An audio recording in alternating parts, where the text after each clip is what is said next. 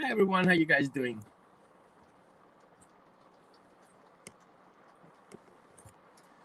So, ready for questions? I'm so excited having you here, guys. And we're gonna talk about everything around dog behavior, dog-human relationships, um, dog whining, dog barking, this kind of stuff. So, how about you guys share with me what you guys struggling with? You can comment in the comments. I'm gonna make sure I can see those comments. We don't want to have any technical difficulties, so bear with me. And of course, because what we do today is very important, and some people don't have opportunity to join this morning, please feel free to share and in your favorite groups so everybody can ask the questions. I know. So, um, good. We have already questions. Perfect. I love it. How do you stop a poop eater? Great question. And I feel this is not a question we should go easy about because it has many roots. First of all, we have to eliminate a medical condition. We have to make sure that nutritional intake is good for your dog and for his digestive system. We want to make sure that your dog doesn't have any digestive issues that need to be addressed. I would definitely go the route of improving the dog's food. The next thing I would like to address is consult a veterinary nutritionist who is taking a holistic approach and includes raw diet in his menu. But also, I would look into um, a medical condition called leaky guts or dysbiosis, where the dog's intestines is not working proper, and so the nutrients cannot be taken. So and also some bacterial are missing. So the dog tries to take it back in through his digestive system. So he's keeping his microbiome as long as he can. So that would be my answer. The next question, the next reason why that can happen is, especially in puppies, it happens because of entrained conditions. For example, a dog is being in his kennel for a very long time, like a backyard breeder's dog, who has lived with poop in his crate. And so every time the dog is hungry, he would go eat poop. Usually after mealtime, dogs are still hungry in the background, so the body is responding slower. And it would be kind of like a dessert for the dog to go outside and eat poop. Another reason that I've seen, and I had two cases of this behavior where the dog was basically cleaning up after himself. So he always saw me cleaning up the poop because that's what I usually do. And he would, if I missed the poop, he would go and eat it because he thought that's what we do. We have to clean up. I know it's a yucky taste, um, but female dogs do that for their puppies. So it's something that's on one side, it's natural. Okay. So I would definitely start with checking out medical conditions. Then I would go the route to improve nutrient intake. Then I would definitely make sure you go as healthy diet as possible. And I would definitely include that route a veterinary nutritionist or a nutritionist who knows his stuff about dogs. And thank you for joining. So, where you guys at? Where do you guys live? We are here in a rainy season right now in Albany, Oregon. And in the background, you hear my dog whining because he wants to go for a walk, but at the same time, he hates the rain. So, we kind of like catch 22. You can hear it, right? So, next question. Did this answer your question, by the way? Good. So, tell me, guys, where you are. tell me about your dog. Of course, it's not a question in that case. And I'm making sure I'm not missing any questions.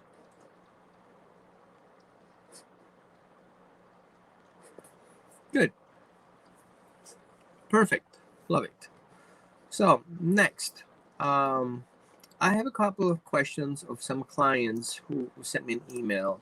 It was very interesting, so I'm going to share it with you. So one thing that I got yesterday, a question, was about barking. Okay, so we have another question. Let's answer that. Why does my dog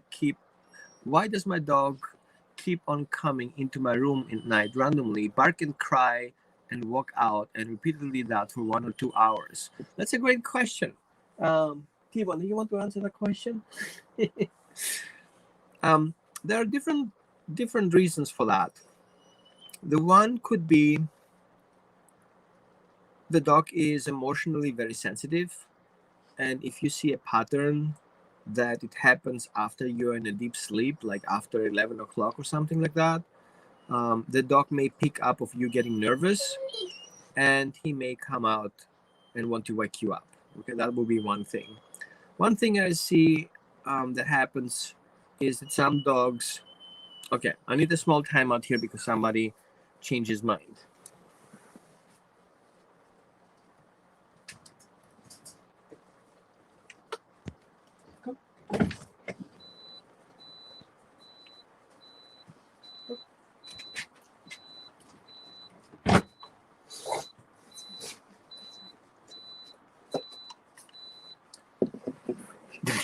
Yeah. Okay. The T-Bone. Where is T-Bone? Come here, T-Bone. Okay. Up. Come here. Up. Ramen? Yeah. Oh, you can do that. You can have some. I know. I can help you out with that. The whole thing. He wants his bone. Hold on. Whoa. Dave, let me open the gate first.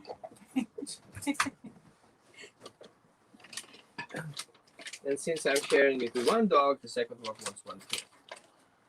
Yeah, you can have this one. Good.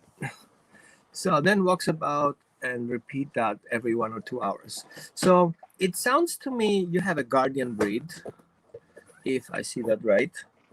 And it sounds to me that your dog used to be outside. So what I would do in your case, I would not get up.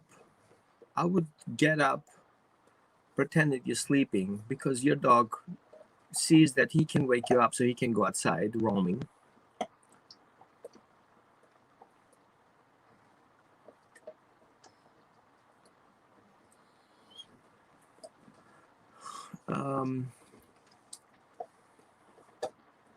Oh, I see. Sorry, I didn't see who is texting. Thank you, Selena. So in that case, the dog seems to have separation anxiety, if we're talking about Buster. And so it seems to me that eventually that dog is used for his owner to return, and that puts the dog into this random wake up, going outside, try to see and make sure his owner comes back. It's a transition time, and for those who don't know the background story, Buster lost his dad in a train accident a couple of weeks ago. Those people who are in UK know about the train derailment, and yeah, he's missing his dad. I had actually talked with my wife this morning that our dog came back for a visit, and yeah, things can be very unnatural, and I feel we should give the dog a little bit more time to go through that. I would suggest to help the dog with some supplements in that case. Calming remedies would be very helpful because we have to see it as a separation anxiety at that point. Calming remedies would be for you guys in UK. I don't know if you guys can give CBD oil, but I would suggest doing some back remedies. You may want to give send me a message so I can give you a couple of suggestions. And here's a miniature schnauzer. Yep, schnauzer are guardian breeds. So yeah, that we can do. Actually, what I would suggest you to do also is try to do some extra enrichment for your dog throughout the day, and making sure the dog gets enough exercise and some enrichment inside of his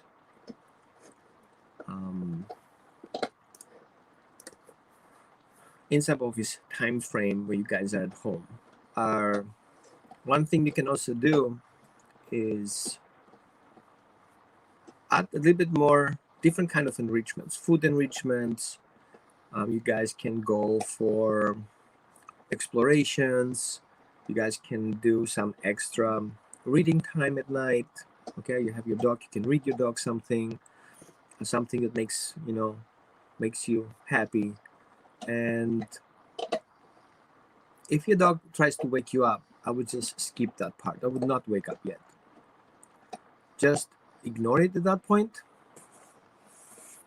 But you can wake up the second round. So I would skip one time and wake up the second time. And maybe you want to cuddle your dog a little bit because he feels lonely. You want to open up the intervals that you pay attention to your dog. Ah, that's sweet. Okay. Yeah, give that a shot. Let me know about that.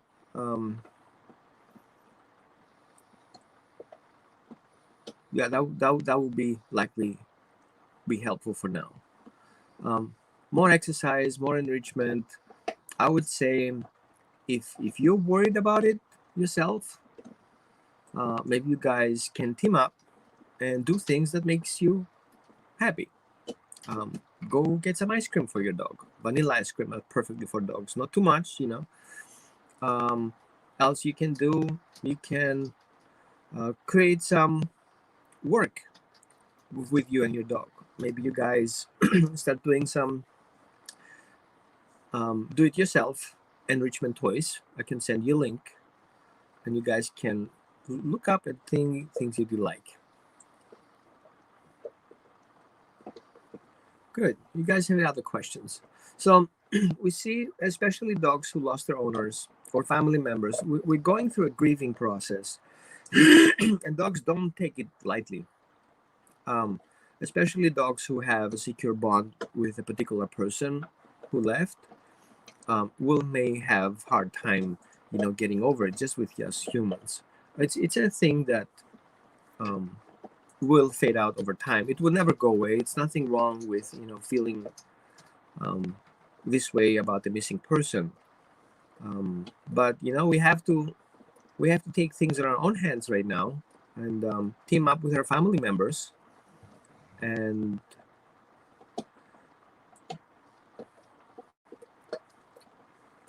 yeah, it's difficult. I don't think I can answer that question, particular one. I've lost people myself, not so close as you, but I do feel my dogs were always a good reference point for feeling better over time. Yeah, you can join some interactions with your dog where he feels more worked out. You can join a training class, a local training class. I know UK, you guys are still under lockdown, but you can join one of my classes. You have actually invitation, if I remember right, and you can go through some projects and help your dog and help yourself get other thoughts around that. Good. Yep. Happens. Next question. Good. So let's ask my question that I got last week. So a question was, how do I help my dog stop from jumping on guests? That's very common. It's basically together with excitement. Selena. Yeah, I think that would be a good route to go. That would be one route to go. The other route would be, let me pull that question here so make sure we have it right. So I mean, Annabelle should ignore the first response on Buster on the first round and then pick up on the second one. That would be one option. The second option would be direct Buster into his bed and have him lay down and then go back to bed. Sometimes Busters may need some attention because he feels worried. Sometimes he feels a presence. Sometimes he feels we get occupied, and that could be an intervention. It's difficult to answer because I need a little bit more detailing around that. But in general, I feel if we continue paying attention when the dog comes in for that part, we will continue the behavior. So we want to fade out the behavior and offer an alternative behavior instead. So going to bed would be good. So Facebook user, I don't know who that is. Let me check.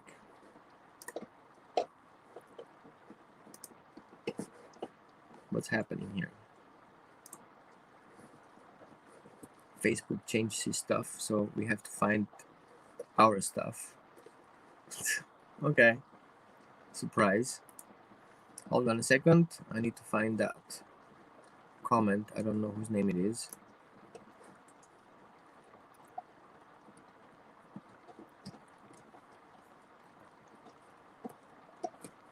Okay.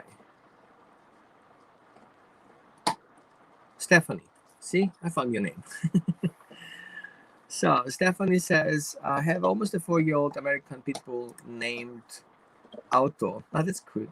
Who I have worked with you on him in the past. Oh, okay. I'm working from home now, so we have had way more time together and he is doing amazing. Yay, awesome. I have not put him with other dogs or cats yet since they are not comfortable with him, so he is in a spare room with 2 baby gates blocking him in, and he has a major gate issue where he will attack and lunge at the gate and growl if you get too close to the gate. Oh, you have a gate aggression. How do I stop that or fix it where I can get near the gate longer than 30 seconds before letting him out of his room? Okay, I see where that comes from. So there are 2 ways that can happen. First of all, we have to see his behavior as a functional behavior. So the dog either does it to avoid to get out, or he responds to your approaching at the gate. So it feels to me, it sounds like a PTSD response towards the gate. So I would like you to schedule one of your appointments that you have. So we should take care of that as soon as possible. However, I'll give you just a quick solution now. I would like you to not wait too long for that gate, for the dog to react. I would like you to remember the 2 treat exercise that we did and the look exercise, and get your dog's attention when you are coming close to the gate. So imagine you have a distance between you and your gate. And the first thing I would like you to do is observe where your dog changes behavior, where from wagging his tail into suddenly freezes. That point is where the PTSD kicks in, because he stops recognizing you as who you are, and he's seeing you as the person, whoever approaching the gate, and he becomes defensive of his territory. So in that case, I would like you to do is I would like you to stop. and do a step back and then wait, because you just entered that threshold. So you have under threshold, at threshold, and over threshold. And that moment you enter that threshold, the dog responds, you want to back off a little bit and then wait. Wait for your dog to offer you an alternative behavior other than one that you do expect. So if your dog expects you to kind of get tense about it, I would like you to wait for your dog to calm down. At the same time, I would like you to offer something that he likes. Not my charger, right? I'm just giving an example. And then wait. If your dog makes eye contact with you, you're going to toss the treat, okay? And then I would like you to make a step forward. Once the dog, if you see the dog is fine, I would do another step. If you see your dog gets tense, stop, make a step backwards where the dog wasn't responding yet, and then offer another treat again. Now, it is about your dog become aware that you're respecting his needs. So we're going to work counter the PTSD response and help your dog staying in eye contact and communication with you. And we want to encourage that. So if you want something from me, I would like you to establish communication with me. Don't let go of that communication right now, okay? I think that's the first step to do.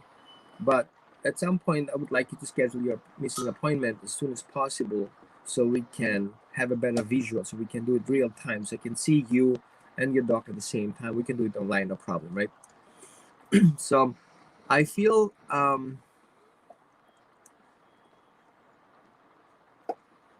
yeah, we don't want to continue that as it is right now. So we want to address it as quickly as possible. So it's not something you have to fix. It's something the dog has to go through a healing process, because that situation, him behind the gate, may eventually trigger some past memories, and we need to work it out. Great question. Thank you so much. So back to the other question about jumping on people. Jumping on people is excitement. Dogs like to jump on people. Dogs like to jump on things in general, because jumping on is making contact. So we have to see that from the mindset the dog wants to make contact. And by making contact, it becomes self-rewarding. So if a dog jumps on you, it's self-rewarding in itself. What we want to do is we want to teach the dog something to do an alternative option. And then what we can do is we can modify on that option and teach him a next level. The first level would be the dog recognize what's happening if you enter the house, because we have to see it as a trigger. The trigger is person comes in the house, but the real trigger is the door. As soon as the door opens, the dog is in that state of excitement. So we have levels of excitement that can switch to anxiety. Excitement, more excitement, very exciting, anxiety, a lot of anxiety, blackout. So we want to make sure the dog stays in the level. If we say sleeping is 0, killing is 10, we want to stay about 4.5 in that training exercise. So what we'd like you to do is watch how your dog responds to your actions. And you want to give your dog instant feedback, real time, okay? So, for example, the dog's problem is the door. We're going to desensitize the door as an event, okay? So I would like you to go to the door, open the door, or go towards the door and observe your dog as he changes behavior, okay? Because you have two facts. The one is dog jumps on you when you come home, or the dog jumps on people when you open the door. These are two options. So what I'd like you to do is start working on the door first. Go towards the door and check in with your dog and see if it does something that shows you that he gets tense or he gets excited or whining or coming up to you. As soon as that happens, stop what you're doing and abort it. Go back, do what you do. The dog goes back, mind his business. He lays down, you give your dog a treat, you get up again, you move towards the door, the dog gets excited, you stop what you're doing, you go back to your seat. We want the dog to shift at some point to connect your action with what he's predicting. We want to cut that off, that connection. Meaning is if I go to the door, doesn't mean I continue to the door. I can anytime abort it and then change my direction. So we're going to work on that. The next thing you're going to do also when dogs get excited and jumping on you is when we put a leash on. In that case, you want to watch as you progress to go towards the leash. You pick up the leash where he is in a drawer or hanging. As soon as you reach out to the leash, you want you on the side of your eye. I want you to watch your dog and see how he changes his behavior. Retrieve your hand from that. Wait for your dog to calm down. As your dog calms down, your hand goes back to the leash. He continues to be calm, you continue your action. So your action is directly related to your dog's actions. You behave because of your dog's behavior. Make that connection. The next thing I would like you to do is to also work with a marker, like a clicker or with the word yes. Charge that and make sure that your dog gets the point when you say good or a marker with a clicker. And then you want to reward the dog for behaving the way he should do. For example, you get up and your dog doesn't move, click it if you charged already your clicker. Or you say the word good. And you continue doing your work and you continue clicking and confirming your dog's behavior as you process. And then I would like you to release your dog and call him to you to get rewarded for complying to that job so far. Make sense?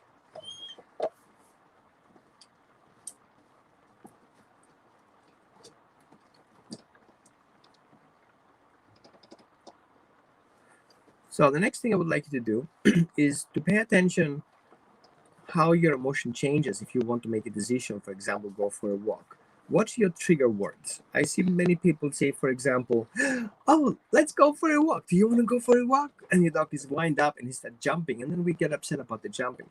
So delete those words. You don't need those words who trigger your dog to go to the next level of excitement.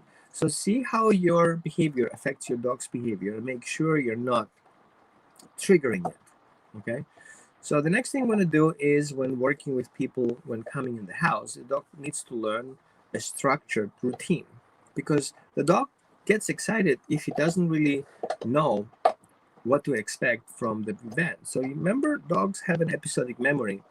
They remember the beginning and the whole sequence of the events during that episode up to the end, where the episode is completed. So we have a beginning and we have an end. Any time in that timeline of a particular event where your dog recognizes a pattern and then he can associate to that event, that dog will remember the end of that story, and then he gets upset or frustrated or excited about it. So for example, if every pattern that you start with your keys, you want to make sure that your dog recognizing when you grab your keys, certain episodes start. There are maybe 5 or 6 episodes that start with that key, and the dog waits for the next stigma on that episode. For example, would be your shoes, okay, or your wallet, and your dog already sees the trajectory of that episode and already can predict what's going to happen next. Oh, we're going for a walk. Oh, she grabbed the poop bags.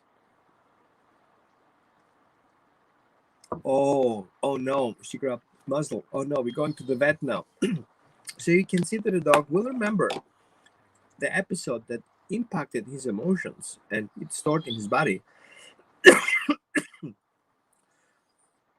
And he will get back to that. So you want to desensitize all these individual factors so your dog really relies on your information and not on his prediction that goes against him. Does it make sense? Good.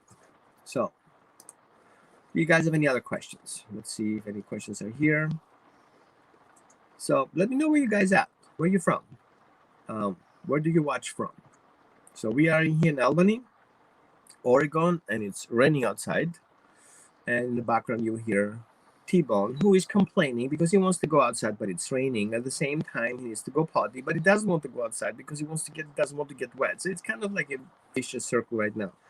As soon as we are over, I'm going to take him out for a walk, and obviously we have to get wet about it. So, did I miss anything else?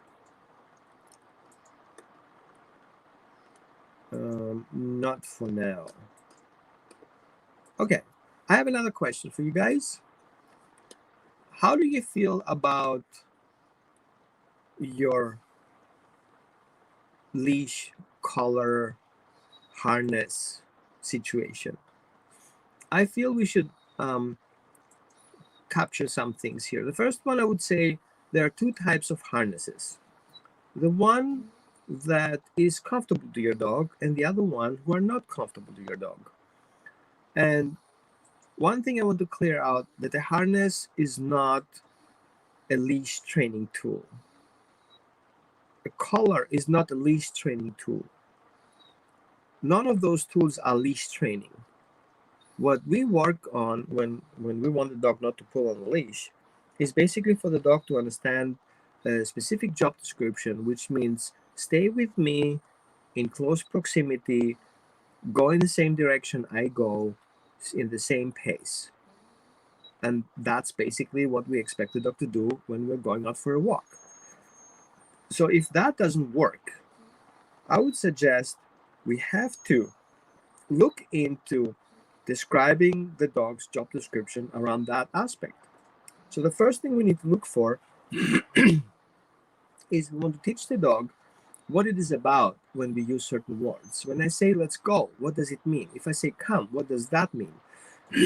And I know many of you said, well, I work on that. He's totally obedient. Well, you know, these things are not, it's not really about obedience. It's about the dog's association with a certain emotional state.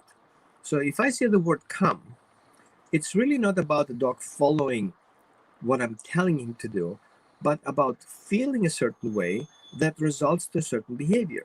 So if I say my word come, the dog's supposed to feel separation anxiety and close the distance between me and the dog as fast as possible.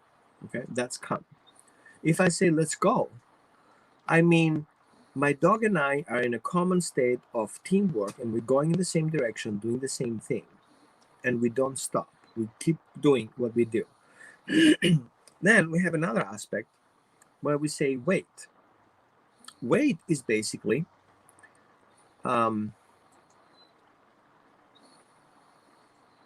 wait for further instructions. Stop what you do. Wait for further instructions. And I think we should look into that a little bit.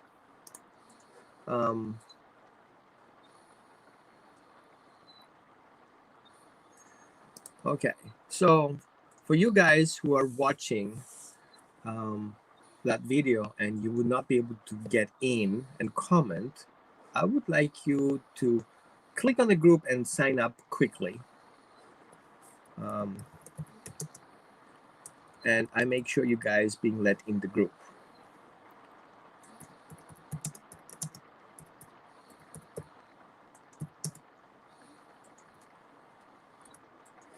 So let me take care of that too. So you guys be able to join.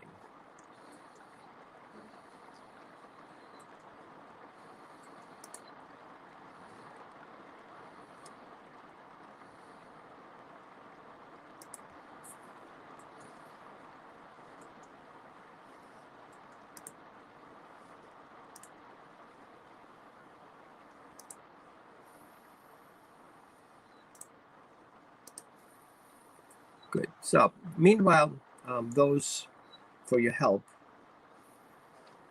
who need help right now, you can comment on your particular post. I can see it coming up.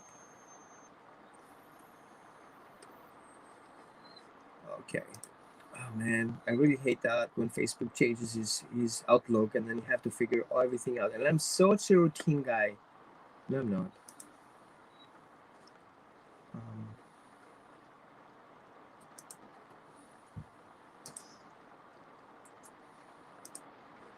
Good. I think you guys now can ask questions live on the feed. Okay. No, I didn't want to do that. Oh man.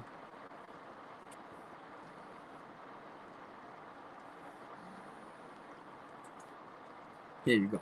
Okay. You know, working alone on that is really difficult.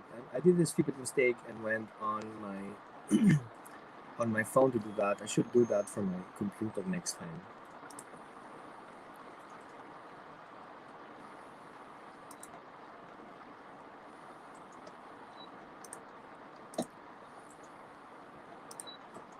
Okay, I got that. Okay, Shelly, how about you comment in your group where you are right now, and I answer the question live. I can see you. I can see your comment. So comment there, and I'll check it out.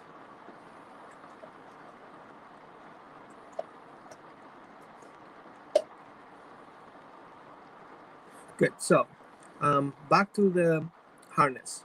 So when you guys work on the harness, it's basically just a safety feature. It's not a training tool. So I would like you to think around that and say, okay, since my harness is not a training tool, it's just a safety feature. How do I get my dog to follow me on the leash? How do I get my dog to stop pulling on the leash? I would say start with in your backyard. Put your dog's harness on, clip the leash on, and go outside and try to get away from your dog. Easy, right? No big problem. Grab a couple of treats and try to get away from your dog. That you call calm. If the dog is following you, good job, you give him a treat. You give him a reward when your dog is next to you. So when your dog catches up with you, loose leash, reward. And say the word good. You can also use your clicker. Click once, give your dog a treat. Also can say the word good, give your dog a treat. Clicker and good are kind of similar. They are markers, positive markers. So the next thing I would like you to do is to stop. You stop, your dog stop, say wait. That, what your dog just did, you call that wait. The next thing you say, let's go. And then you move on. And guess what's going to happen? The dog will follow you, right? You reward that. So basically, you reward what your dog does and give that a name. You stop, your dog stops, you call that stop. You move, the dog moves, you call that let's go. Your dog, you stop, your dog stop, you say stop or wait, whatever you want to do. Now, all of a sudden, now your dog learns these routines. Remember, you're not holding the leash tight. It's loose. Just keep the slack so you don't step on it or your dog tangles himself up. And that is how you have to work a couple of days. You can continue doing your work as you do it on the walk outside anyway, as is so far. But I would like you to get used to your commands and start using them outside, okay? And focus on the excitement level of your dog before you leave the house. So if you take that excitement that you created in the house and take it outside on the walk, it will only escalate. And it's not helping you because the dog is disconnecting from you. And then you're relying on that damn thing called leash. You don't want that, right? So, Shelly from Minnesota Mastiffs just rescued a 10-month-old English Mastiff. He wasn't properly taken care of. He's struggling into the transition of structure and can't relax unless crated. What can I do to help him alleviate his anxiety? So it seems the dog has been crated a very long time and feels totally insecure. Feels totally insecure having so much uncontrolled environment that he cannot handle, and he gets overly excited. So I would like you to start with, go back to something that he really likes and feels comfortable with. So go back into your crate schedule and keep the dog structured. The reason why he gets out of the crate is because he sits on his own. Perfect. You can reinforce that with a treat. Show him a treat and wait until the dog does the behavior that you want. You call that behavior a name, and then you give that dog a treat, and then you can recall that behavior. So the concept is you can leave the crate if you feel a certain way. Sitting, for example, is not about telling your dog how to sit. It's about the dog feeling comfortable, okay? The next thing I would like you to do is to pay attention to how your dog shows that he wants to go outside. Okay, let's do that now. I think T-Bone, I should post a question. Come on, dude. Oh, let's go outside. What's wrong with them? Honestly, he's Come strange. Let's go. I'll take care of the bone. Go outside. I'll make sure nobody takes it. Go. Let me know when you're done.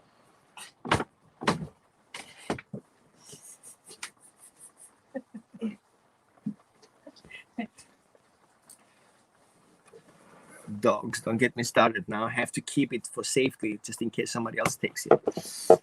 Okay, so your dog struggles with getting overwhelmed from environmental triggers. You want to minimize those triggers to a little bit.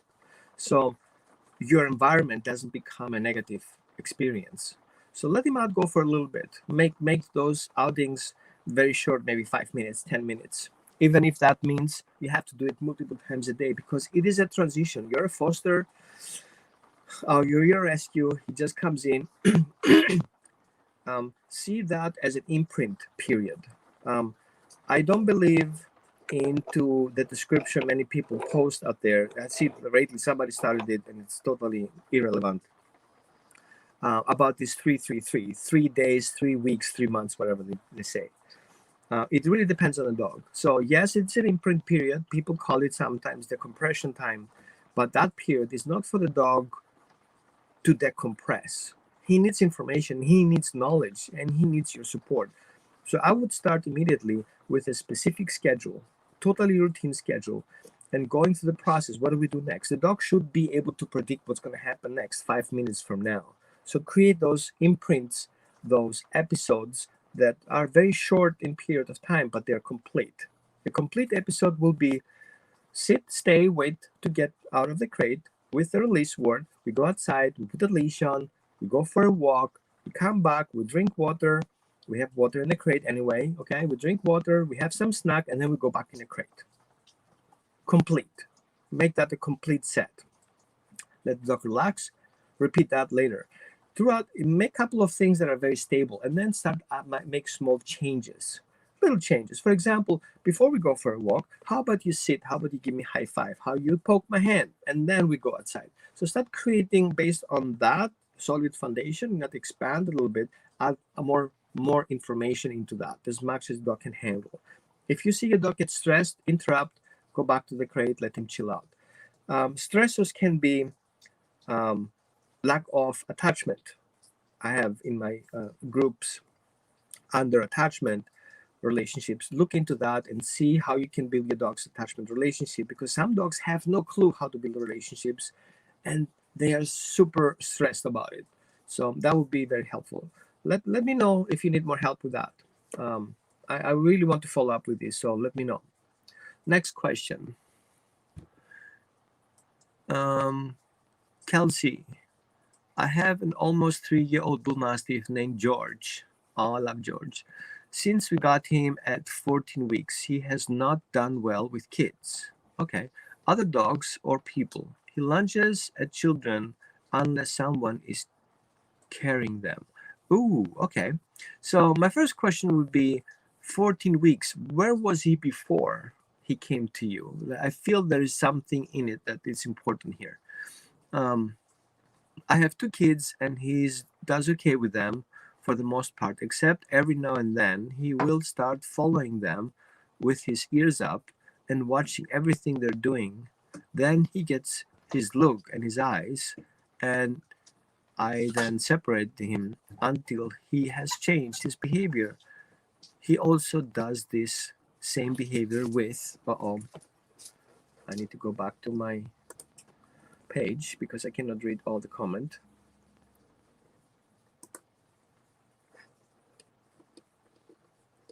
Okay, now I can find it, I guess.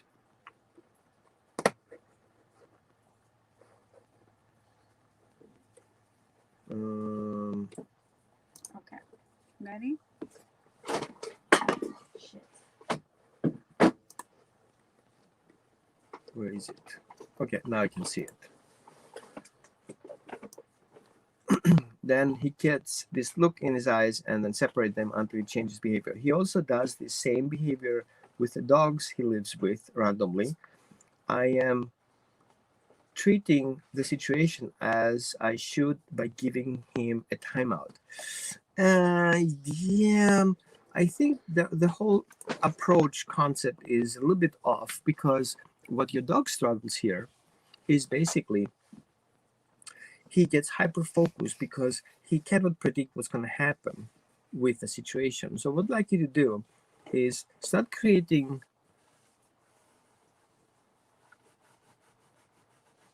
Here we go. Okay, Kelsey. So that's what I was suspicious, that he was in a home with other kids. Him for free, whoever could get him as soon as, because he was an aggressive puppy. He was not aggressive. He was just overwhelmed with it. So this will also explain why your dog is so frustrated about the kids, because he was afraid, and basically, without them knowing, I'm not accusing those people, but he was basically abused by the kids because he felt bullied and he felt not being able to control the situation. Your dog has a control issue. He doesn't trust. So we have to build trust with your dog. The dog needs to trust you first, and you will be that conveyor into the better relationship with your kids. So we're going to teach your dog. I'm going to give you an exercise right now. I'm going to teach your dog before he goes into the stare down and like, I'm watching you. I'm going to teach your dog to watch you instead, so you know when he needs help. Okay, so watch this. You take two treats, let your dog smell them, open up your hands without any other competition around, just you and your just you and your dog, not even with your kids, just you and your dog. Let him smell him, open up your arms, and wait. Your dog will like, holy bark, treats. I love those treats. Now, which one should I take? Both smell the same, they look the same, they taste the same. Oh man, that's a problem. What do I do? I cannot. Can you help me? The moment he looks at you, boom, he gets both treats. Plus, you pet him. Plus, you have a facial expression, right? Like feel good about it. And I want you kind of to feel appreciative to your dog for making that choice. Because we want to teach your dog to, whenever he feels not comfortable about the situation where he struggles to making a decision, we want him to look at you for that. And then he gets it. Because what your dog struggled with is he has no support. He never had support. In his mind, everything that happens around his environment is a threat towards him, and he's vulnerable, and he has no help. We want to teach him that there is help. We want to teach him there is somebody who watches you, and there is someone who will protect you, and somebody who gives you instructions when you're gonna lose your poop, right? So when your dog checks in with you, good. He gets both treats at the same time. Plus, we want to add a routine into that, a safety routine. Once you do this a couple of times, good job. Now, go back to your bed and lay down. Oh, good job. Well, here you go, both treats. Here you are. So we want to teach the dog an alternative behavior, two alternative behaviors. First, we want the dog to look at you and then follow instructions. So once the dog asks you the question, can you help me? He's willing to follow through. So we want to teach him what to do when following through. Okay? So once your dog recognizes that checking in with you solves problems, you want to generalize that idea. For example, you offer your dog a football, and you just don't tell your dog anything. Just wait until he checks in with you. Like, thanks for checking in with me, and put the ball down. Because he obviously wants that food, and obviously he wants it from you. But how does he talk to you? By looking at you, right? He looks at the ball, he looks at you, tells you, hey, I want that you have in your hands. Thank you for telling me. You lay down, up you go. Or then you can go escalate a little bit. Well, I can let you go until I get a feedback. Okay? For example, your dog wants to go outside the door. You know that sound on the window. Yeah, it kind of like kills you, right? What I would like you to do is not to respond to that. Be there, willing to help, but you need that feedback, which is, thank you for checking in with me. Now, once your dog recognizes that your communication has a value, you can ask things in exchange. Okay, for example, you can ask your dog to sit for you to proceed to what he wants you to do. Okay, now that the dog needs help and you're willing to help, now you ask him something in exchange. You want him to sit. He sits, good job. Now open the door, but wait, I didn't release you. Where are you going? How about you sit back again? Thank you. Because my hand cannot hold the door open if you move, right? He needs to know that. He can only open the door if he doesn't move. So make that connection. We talked about that earlier. So I would like you to make sure that you generalize that idea, that if your dog needs help, all he needs to do is check in with you, which makes him feel comfortable and cared for, which starts creating that secure attachment relationship. I've been cared for. Make sense? Good. I think I answered all the questions, unless you guys have anything. So Kelsey, I would like you to send me a message because I don't like to be very kind of like, oh, here we go. Let me give my dog the bone because. Hold on. Wait a minute. There you go. Thank you. I had to keep my promise because he wanted his treat back.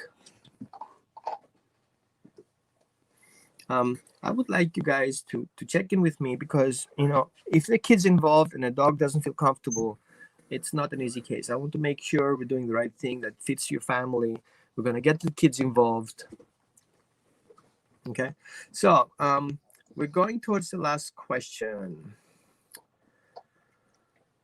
So I have 8 minutes left. So Melissa, hello Roman, how do you tell the difference between separation anxiety, fear of missing you? My husky, oh, Roman, I know Roman, right?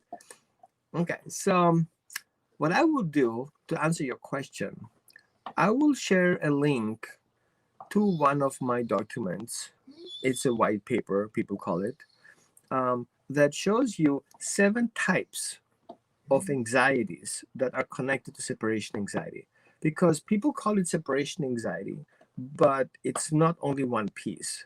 Just because the dog gets destructive, gets worried about things, it doesn't mean the dog has one particular thing. Could be multiple things. Could be trauma related, could be health related, could be food related, could be genetically, could be a conditioned response, could be, you know,